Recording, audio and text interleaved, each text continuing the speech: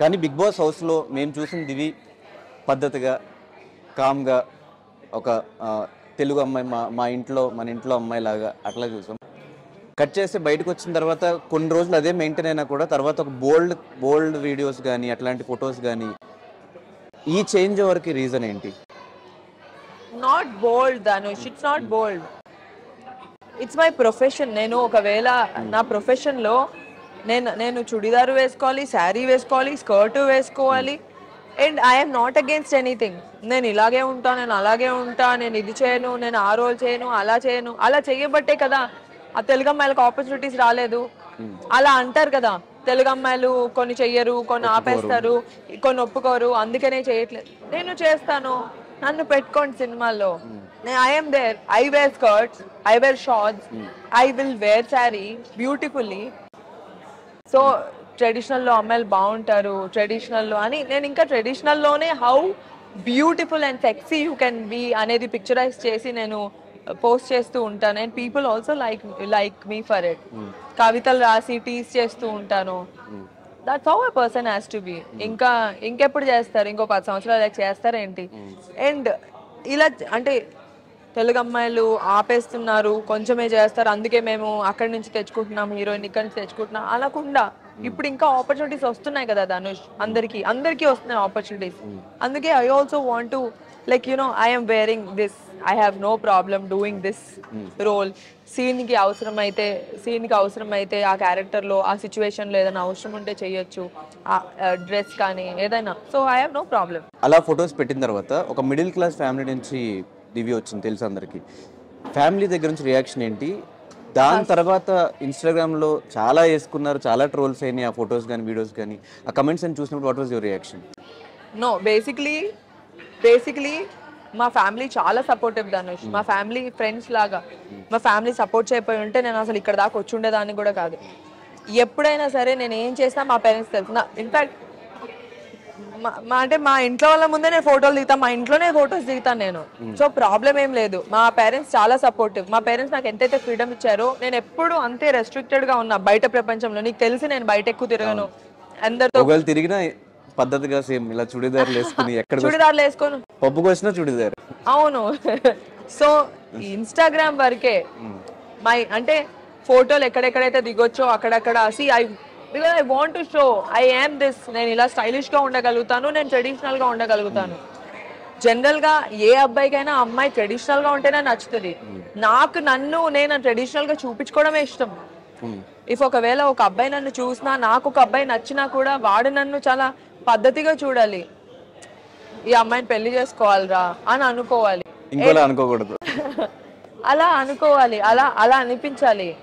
And నాకు తెలిసి నా ఫ్రెండ్స్ ఎవరైనా నేను ఒకవేళ ఎవరితోనో క్లోజ్ అయిపోయినా, ఎక్కువ మాట్లాడినా, వాళ్ళు నెక్స్ట్ ప్రేమించే ప్రపోజల్ ఉండదు, పెళ్లి చేసుకుందామా అనే ప్రపోజల్ ఉంటుంది. I also want that. అందుకనే అండ్ ఫొటోస్ దిగే సిచ్యువేషన్ ఎలా అయితే నేను ఇన్స్టాలో పెడతానా, ఒకవేళ నాకు ఆపర్చునిటీ వచ్చింది, వేరే కంట్రీ వెళ్ళే ఆపర్చునిటీ వచ్చింది, లేకపోతే ఊటీ షూటింగ్ వెళ్ళిన ఆపర్చునిటీ వచ్చింది, ఎప్పుడు నేను ఆ ఛాన్స్ వదులుకోను ధనుష్. ఎన్ని ఫోటోలు అంటే అన్ని ఫోటోలు దిగేస్తా. గోవాకి వెళ్ళిన ఫోటోలు దిగేస్తా. ఇక్కడ వేసుకోలేను బట్టలు, ఇక్కడ వేసుకోలేను. అప్పుడు ఫ్రెండ్ బర్త్డేకి వెళ్ళాను. అదే సో వస్తా మేము ఇక్కడ వెయిట్ చేస్తా నేను అసలు నేను ఈ బర్త్డేకి వచ్చాను ధనుష్. నేను మళ్ళీ కలవలేదు కదా. సో అలాగా నేను ఏ ఛాన్స్ మిస్ చేసుకోను ఫోటోలు పెట్టే ఆపర్చునిటీ. కానీ నెగిటివ్ కమెంట్స్ వచ్చినప్పుడు, నెగిటివ్ కమెంట్స్ ఫస్ట్ లో వచ్చాయి ధనుష్. సో మనం ఎంత గొప్పగా చేసినా, ఎంత గ్రేట్ యాక్టర్ అయినా, I'm nothing. Top actors, let's speak about the toppest actors, వాళ్ళకు కూడా పాజిటివ్ నెగిటివ్ అనేది కామన్. నన్ను ఇష్టపడే వాళ్ళు నిన్ను హేట్ చేయొచ్చు, నిన్ను ఇష్టపడే వాళ్ళు నన్ను హేట్ చేయొచ్చు. అంత మాత్రాన అంటే వాళ్ళకి ఇంకొకళ్ళు ఇష్టం కాబట్టి మనల్ని బాగా అంటే అలా చేస్తారని కమెంట్స్ చేస్తారు కదా. వాళ్ళు ఆ స్టేజ్లో లేరు కాబట్టి దే కీప్ కమెంటింగ్ నెగిటివ్. ఇప్పుడు Dhanush is a very good anchor. I have seen you. నిన్ను చాలా సార్లు వైరల్ అవ్వడము, నీ వీడియోస్ నేను చూశాను. నువ్వు అంటే ఇష్టం లేని వాళ్ళు అంటే ఇంకొకళ్ళు అంటే ఇష్టం ఉన్న వాళ్ళు నీ పైన నెగిటివ్ కామెంట్స్ చేయొచ్చు. అవును. అమ్మో వీడు ఎక్కడ తోపైపోతాడు, వీడు ఎక్కడ ఇదైపోతాడు, వీడికి అంత సీన్ ఉందా, తీసుకోలేక వీడు కొంతమంది టాప్ అయిపోతాడా, వీడు అంత తోప, అలాగా కొంతమంది తీసుకోలేరు. అది ఎంత పాజిటివ్ థింగ్ తెలుసా. You have to be very happy that people are not able to take it. మనం కూడా చాలా మిడిల్ క్లాస్ నుంచి నార్మల్ ఫ్యామిలీస్ నుంచి వచ్చిన వాళ్ళము. ఒకరు తిట్టుకున్నా పొగిడినా అది మన మంచికే. అండ్ పొగిడితే హ్యాపీగా ఫీల్ అవుతాం, తిట్టుకుంటే వదిలేస్తాము. కొన్ని రోజుల తర్వాత ఫీల్ అయిన మనమే కమెంట్స్ చూస్తే ఏం అనిపించదు. నేను నవ్వుకుంటాను కమెంట్స్ చూసి, మరీ దారుణంగా ఉంటే డిలీట్ చేసేస్తాను, కానీ కొన్ని కమెంట్స్ చూసి నేను నవ్వుకుంటా. They are very funny. అంటే ఎంత ఒకళ్ళ పైన కమెంట్ చేయగలుగుతున్నారు అంటే ఎంత ఖాళీగా పేరాలు పెడతారు కొంతమంది, ఎంత ఖాళీగా ఉండుంటారు. బట్ ఓకే, నాకు నేను యాక్టర్ కానప్పుడు జడ్జ్మెంట్ అందరిపైన చేసి ఉండొచ్చు, ఇది యాక్టింగా, ఇది ఒక సాంగా అని. అంటే అది వాళ్ళకి తెలియదు కదా. తెలియనప్పుడు కొన్ని కమెంట్స్ చేసేస్తాం ధనుష్. ఆ సిచ్యువేషన్లో అది లీవ్ చేసి ఆ కష్టపడిన వాళ్ళకే తెలిసి ఉంటుంది దాని బ్యాక్ స్టోరీ, దాని బ్యాక్గ్రౌండ్ వర్క్, దాని వెనకాల ఎంత ఖర్చు అయి ఉంటుందో, వాడి ఎఫర్ట్ ఎంత ఉండుంటుందో, అది ప్రతి పర్సన్ ఫేస్ అయి ఉండుంటారు. కానీ అందరూ దివ్యని చూస్తే పెళ్లి చేసుకోవాలనిపిస్తుంది అంటారు కదా. పెళ్ళి ఎప్పుడు ఇంతకి, ఎందుకు బ్రేకప్ తర్వాత మళ్ళీ ఒక రిలేషన్లోకి పోలేదు? నాకు అంటే చాలామంది ఫ్రెండ్స్ డేటింగ్ థాట్స్, లేకపోతే కలుద్దాము, బయటికి వెళ్దాము, ఇవన్నీ కొంతమంది కనెక్ట్ అవుతాం, కొంతమందికి అవ్వము. అప్పుడప్పుడు కలుస్తాము, కాఫీకి వెళ్తాము. నాకు ఎందుకో అంత వైబ్ కొట్టలేదు ధనుష్ ఎప్పుడు. అంత రీచ్ అంటే పెళ్లి చేసుకునే అంత కిక్ యాస్ పర్సన్ అని ఎప్పుడు అనిపించలేదు. దాని తర్వాత ఒకళ్ళు నచ్చారు అంటే అవతలోళ్ళు ఎలా అంటే మనల్ని తక్కువ చేసి చూపించారనుకో, వాళ్ళు సెక్యూర్ అంటే they will stand out in the relationship. నువ్వు ఇది బాగాలేదు, నువ్వు దద్ది, నీకు బుర్రలేదు అని మనల్ని కొంతమంది అంటే ఒక్కొక్కరు ఒక్కొక్క క్యారెక్టర్ అనమాట. అలాంటి ఆ ప్రాసెస్లో డేట్ అంటే బ్రేకప్ అయిన తర్వాత ఒక ఇద్దరు ముగ్గురిని కలిసినప్పుడు, ఇద్దరు ముగ్గురిని వీళ్ళని ట్రై చేయొచ్చు అనుకున్నప్పుడు ఒక్కొక్కరు ఒక్కొక్కలా ఉన్నారు. అంటే మనలో ఫ్లాస్ ఉంటాయి, మన ఫ్లాస్ని యాక్సెప్ట్ చేయాలి. కొంతమంది మనల్ని తక్కువ చేస్తారు, ఎందుకు మనం ఇన్సెక్యూర్ అయిపోతాము. అప్పుడు మనకి వాళ్ళు తప్ప, అమ్మో వీడికి చాలా బుర్ర ఉంది, వీడికి చాలా బ్రెయిన్ ఉంది, వీడితో ఉంటే నా లైఫ్ చాలా బాగుంటుంది, ఇలా అనుకునేలాగా మన మైండ్లో మనకు తెలియకుండా మనమే ఎక్కడో మనల్ని మనం తక్కువ చేసుకుంటూ ఉంటాము. అలా కొంతమంది. ఇంకొంతమంది కంఫర్ట్ లేకుండా పొసెసివ్ చేసేసి, కాంప్లికేట్ చేసేసి, వాళ్ళతో మాట్లాడదు, వీళ్ళతో మాట్లాడదు, ఎక్కడికి అంటే ఒక్కొక్క క్యారెక్టర్ మనం చూస్తున్న వాటిలో ఫ్రీడమ్ ఇచ్చి, అర్థం చేసుకొని, ఒక కంఫర్ట్ లెవెల్ ఇచ్చి, నువ్వు గొప్ప, నువ్వు ఎంత డిసిప్లిన్, నువ్వు ఎంత కష్టపడుతున్నావు, లేకపోతే నేను నీతో పాటు హెల్ప్ చేస్తాను, మన ఇద్దరం కలిసి చేద్దాము, నువ్వు ఇంత డబ్బులు పెట్టు, నేను ఇంత డబ్బులు పెడతాను, కలిసి ఫైనాన్షియల్గా కానీ కలిసి బతుకుదాం అనుకునే వాళ్ళు నేను చూడలేదు దాన్ని. అందరు చాలా సెల్ఫిష్గా ఉన్నారు. నీకేంటి, నాకేంటి, నీకైదా అయితే నాకు ఇదే, నువ్వు ఈరోజు బయటకు వెళ్తావా అయితే నేను అక్కడికి వెళ్తా, నువ్వు అక్కడికి వెళ్ళు అయితే నేను ఇక్కడికి వెళ్తా, దానికి నువ్వు డబ్బులు కట్టే, అలా ఉన్నారు. You can't help it. కొంతమంది మాత్రమే అర్థం చేసుకొని అన్నీ షేర్ చేసుకునే వాళ్ళు చాలా తక్కువ మంది, కొంతమంది. నాకెవరు దొరకలేదు ధనుష్. క్వాలిటీస్ ఇప్పుడు చెప్పావు కాబట్టి దొరుకుతారు ఎవరు. కానీ ఒక ప్రేమించిన అబ్బాయి మన కళ్ళ ముందు ఇదైపోతే, చనిపోతే ఆ టైంలో ఎలా తీసుకున్నావు? అంటే నేను ప్రేమించిన అబ్బాయి వాళ్ళ తమ్ముడు చనిపోయింది. ఓకే, నీకు తెలుసు కదా, మచిలీపట్నంలో ఆ రోజు నువ్వే ఉండి. సో బేసిక్లీ అదొక తలుచుకుంటేనే ఏడుపు వచ్చేసింది నాకు. ఆ అబ్బాయి నాకు చాలా క్లోజ్ ఫ్రెండ్ ధనుష్.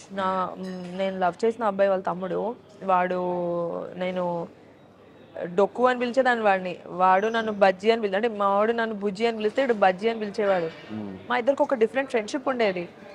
రోజు నా బాయ్ ఫ్రెండ్ కన్నా బామ్మర్ది అంటే, నేను వాడిని బామ్మర్ది అంటా, అబ్బాయిలా బిహేవ్ చేస్తా. నేను వాడితో ఎక్కువ ఫోన్ మాట్లాడేదాన్ని, అరే ఏంట్రా, అరే ఏం చేస్తున్నావురా అని. మేమిద్దరం ఫ్రెండ్స్ అయిపోయాం ఆ ప్రాసెస్లో. అంటే మా ఫ్యామిలీస్ పెళ్లి చేసుకుందామని ఫిక్స్ అయిపోయారు, వీడు నేను క్లోజ్ అయ్యాము. వాడు పాపం చాలా అమాయకుడు, కొంగలాగా ఉంటాడు కానీ చాలా అమాయకుడు.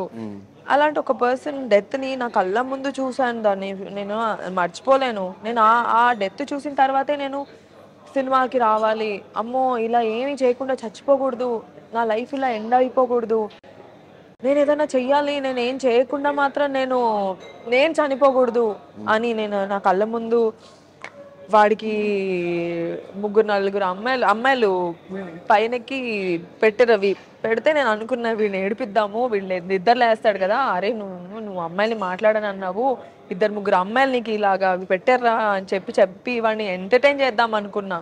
యునో పోతారని ఎవరు అనుకుంటారు ధనుష్. వాడు నా కళ్ళ ముందు చనిపోతే అసలు ఫస్ట్ ఆఫ్ ఆల్ నేను వాళ్ళనే చెయ్యి అసలు ఎప్పుడు వదల్లా. ఈ 10 days ఆ ప్రాసెస్లో ఏ రోజు చెయ్యి వదలలేదు. నాకు అతనంటే చాలా రెస్పెక్ట్, ఫస్ట్ లవ్ కన్నా ఎక్కువ రెస్పెక్ట్. వాళ్ళ ఫ్యామిలీ అంటే రెస్పెక్ట్. వాళ్ళ ఫ్యామిలీ కూడా చాలా అంటే పద్ధతి గల ఫ్యామిలీ. వాళ్ళు అంటే అమ్మాయి అంటే జడేసుకోవాలి, చుడిదార్లే వేసుకోవాలి, ఇలాగే ఉండాలి, బొట్టు పెట్టుకోవాలి, కాళ్ళదండం పెట్టుకోవాలి. నేను ఇవన్నీ ఫాలో అయ్యా ధనుష్ అతని పైన ప్రేమతో. వాళ్ళ తమ్ముడు పైన కూడా ప్రేమ నాకు అతని వల్లే కదా. అసలు ఆ తమ్ముడు ఎవరు, నా కళ్ళ ముందు చనిపోతే నేనెందుకు చూసుకోవాలి. ఆ ఫ్రెండ్ అయిపోయాడు. అతని డెత్ అంతా అంటే నా కళ్ళ ముందు ఎలా జరిగింది అంటున్నా అంటే వాళ్ళ పేరెంట్స్ పైకి వచ్చే వాళ్ళు కాదు, పైన ఐటీయూలో పెట్టారు. వాళ్ళందరూ కింద సెల్లార్లో ఉండేవాళ్ళు. ఈ అమ్మాయి ఉంది, అమ్మాయి చూసుకుంటుంది అని నా పైన అంటే భారం వేసేసారు. నేను పైకి వెళ్ళేదాన్ని, చూసేదాన్ని, వచ్చేదాన్ని. బాగున్నాడా ఆంటీ, బాగున్నాడు అంకుల్, రే బాగున్నాడు రా, నువ్వేం ఫీల్ అవ్వద్దు అని. వీళ్ళెవరికి ధైర్యం వచ్చేది కాదు పైకి వెళ్ళి చూడడానికి. నేనే వెళ్ళి పైకి వెళ్ళి చూసి మధ్యదారులు మెట్లు ఉండేవి, మెట్ల పైన కూర్చొని ఏడ్చేసేదాన్ని. ఇంకెవరికి చెప్పుకుంటా, ఎవరికి చెప్పుకోలేం కదా. ఆ మధ్యలో ఏడ్చేసేదాన్ని. నాకు చాలా బాధ వేసేది. నేను అనుకున్నా వీడు లేస్తాడు అని, బీపీ ఫ్లక్చువేట్ అవుతుంది, ఇలా అయిపోతుంది అలా అయిపోతుంది అంటే నాకేం అర్థమయ్యేది కాదు. వీళ్ళందరూ ఏంట్రా బాబు నా పైన ఇంత డిపెండ్ అయి ఉన్నారు, నాకే ధైర్యం లేదు, వీళ్ళందరూ నన్ను చూసి చాలా స్ట్రాంగ్ అనుకుంటున్నారు, నేను అసలు స్ట్రాంగే కాదు, వీళ్ళకి తెలీదు అని అనుకునేదాన్ని. బట్ సడన్గా ఆల్ ఆఫ్ ఏ సడన్ నా కళ్ళ ముందు డెత్ అయిపోతే నేను అప్పుడు కూడా నమ్మలేదు. ఓకే వాళ్ళ చెల్లి వస్తుంది యుఎస్ నుంచి, వెయిట్ చేద్దామని. ఇలా డెడ్ బాడీ ఉండేది ఇంట్లోకి, నాట్ అలౌడ్, పెళ్ళవకుండా కోడలు. అరే నాకు పునుగులు కావాలి, అరే నాకు చికెన్ బిర్యానీ కావాలి అని. ఆ 5 days నేను ఎప్పుడు ఎలా ఉంటానో అలాగే ఉండేదాన్ని. 5th day ఎప్పుడైతే తను బాడీ తీసుకెళ్ళిపోయారో వర్స్ట్ అవుట్ అయిపోయాది అనుష్. నా వల్ల కాలేదు అసలు. పెళ్ళి ఇలా చేశారు అంటే నా కళ్ళ ముందు వీడు వెళ్ళిపోతున్నాడు, ఇంట్లో నా ముందే ఉన్నాడు కదా, పోతే పోయాడు, నా ముందే ఉన్నాడు, తెలుస్తుంది వాడు ఉన్నాడు. ఇంకా ఆ తర్వాత ఏమైందంటే అంటే అదే మా లైఫ్లో ట్విస్ట్. నా లైఫ్లో నేను యాక్టర్ అవ్వడానికి వాడి డెత్ ఒక మోటివేషన్. అలా అయిపోవడం వల్ల నేను ఇలా చావకూడదు, నేను ఏదైనా చెయ్యాలి, నాకు యాక్టింగ్ అంటే ఇష్టం కదా, నేను యాక్టింగ్లో స్టాండ్అవుట్ అవ్వాలి, నేను యాక్టర్ అవ్వాలి, అందరికీ నేను తెలియాలి, ఏదో చేయాలి, నేను బుక్ అయినా రాయాలి, లేకపోతే యాక్టర్ అవ్వాలి, లీడ్ అవ్వాలి, నా కోరిక నేను తీర్చుకోవాలి, ఆ తర్వాతే నేను బయటికి రావాలి అని వాడి వల్లే నేను మోటివేట్ అయ్యి ఇంకా తను వదిలేసుకొని మా రిలేషన్షిప్ ఇంకా వర్కౌట్ అవ్వలేదు. But I still like him, we both like each other. మేమిద్దరం మాట్లాడుకోము, కానీ తను ఎక్కడున్నా హ్యాపీగా ఉండాలనే కోరుకుంటాను. తనకి 2 పిల్లలు, తను హ్యాపీగా పెళ్ళైపోయింది, 2 పిల్లలు, హ్యాపీగా ఉన్నాడు, మంచి వైఫ్, హ్యాపీగా ఉంటే ఇంకేం కావాలి. నేను ఇష్టపడిన వాళ్ళు ఎక్కడున్నా హ్యాపీగా ఉండాలనేదే నా కోరిక. అండ్ వాళ్ళ పేరెంట్స్ అందరికీ నేనంటే ఇష్టం. అవ్వలేదు అంతే, మన రాసి పెట్టలేదు. కానీ ఇండస్ట్రీలో అందరూ అనుకునేది మనకు ఒక సపోర్ట్ ఉంటే బాగుండు, అట్లా చిరంజీవి గారు ఒక టైంలో బాగా సపోర్ట్ ఇచ్చారు, స్టిల్ ఇప్పటికీ. అవును. ఆ సపోర్ట్ ఎలా అనిపించింది? So Chiranjeevi garu is a biggest support.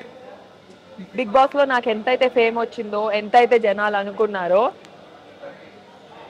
దానికి ఈక్వల్ గా సార్ ఒక్కరోజు రాగానే అలా వెళ్ళిందన్నమాట. సో సార్ దాని తర్వాత ఆపర్చునిటీ ఇచ్చారు, సార్ మూవీలో కీ రోల్ ఇచ్చారు. ఆ కీ రోల్ వల్ల నా పర్ఫార్మెన్స్ ఏంటో తెలిసింది అందరికి. ఓ దివికి దివ్యకి ఆపర్చునిటీ ఇవ్వచ్చు, షీఈ్ అ పర్ఫార్మర్ అని అనిపించిందే అప్పుడు. And Chiranjeevi garu is a amazing human being. నేను చాలా ఇంటర్వ్యూస్ లో చెప్పాను ఇప్పటికి, ఎందుకు ఇస్తారు అవార్డులు, అంత అద్భుతమైన యాక్టర్ కాకపోతే, అంత అద్భుతమైన హ్యూమన్ బీయింగ్, అంత అద్భుతమైన పర్సన్ కాకపోతే ఊరికే awards Rao.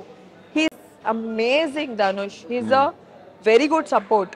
Nag sir also very good support. But only thing ఏంటంటే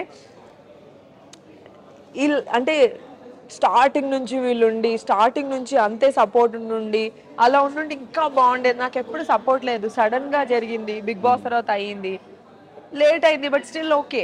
సో చిరంజీవి గారి తర్వాత నేను విన్నది హరీష్ శంకర్ గారు కూడా మంచి సపోర్ట్ ఇస్తూ ఉంటారు దీపికి అని చెప్పేసి, మంచి ఫ్రెండ్ అని కూడా విన్నా, నిజమేనా? హరీష్ శంకర్ గారు ఎప్పటి నుంచి తెలుసు అంటే, నేను రాబర్ట్ రిచర్డ్సన్ అని ఆస్కార్ విన్నింగ్ కెమెరామెన్ వచ్చారు ఇండియాకి. అప్పటికి నేను మహర్షి చేశాను.